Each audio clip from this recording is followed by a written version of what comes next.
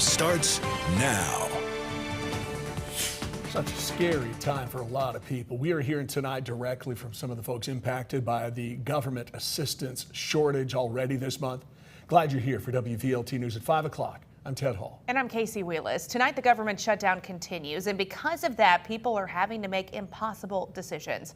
Our Aaron Rogers joining us tonight. Aaron, you spoke with people having to choose between heating their home or eating. Yeah, Casey and Ted, there's an assistance program to help pay utilities, but the government shut down. They aren't getting any funding right now. As the temperatures are getting colder too, more people are going to need that assistance. But because of the shutdown, 2026 funding, it's nowhere to be found. And the pot of emergency funding from 2025, it's running dry fast.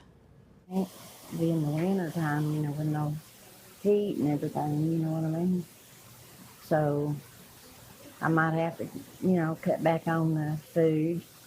Right now, this is the reality of thousands of people in East Tennessee. Funding for the Low-Income Home Energy Assistance Program, or LIHEAP, is frozen still because of the shutdown. We hope that we'll make it through the people who are coming in to apply this week, but next week at this point we're uncertain. That funding helps people who can't afford their utility bill, something that is needed in the most extreme temperatures.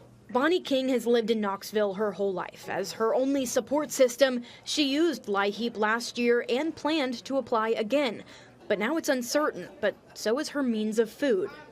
I don't know when the snap's coming back on or if it's ever. But today it's not, so. She also uses the SNAP program, which right now she isn't sure when any of that money will come through. But she says that she has to try. You don't know if you're going to get anything or not, but at least you can try. It's a reality of so many. The Community Action Committee in Knoxville seeing over 300 people since the application for LIHEAP opened on Monday. But the money just isn't there. Next week, if we are out of crisis funding, people are going to get shut. Their utilities will be shut off, and there is really nothing that we have to offer that can prevent that. They won't have any funding until the government reopens. Until then, they're working with the leftover emergency funding of 2025, which, if the shutdown continues, won't be enough. We would be directing people to stay with families, to go to warming centers, and to try to just do the best we can to help navigate people to those locations. That really is the only other option that we would have, because we just don't have the funding available to meet the need. But the warming shelters, they aren't open yet. And even when they do, the Office of Housing Stability says they might not have enough room. It is possible, perhaps even probable, that we're going to have more people seeking shelter than space in warming centers. If we don't have enough homeless shelter space and enough warming center space to meet demand, then there will be people sleeping outside.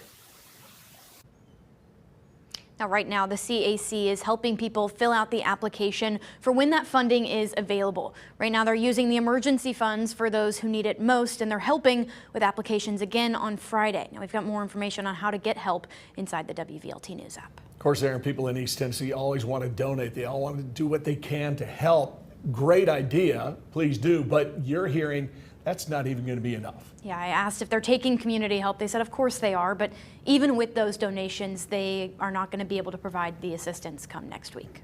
All right, Aaron, thanks.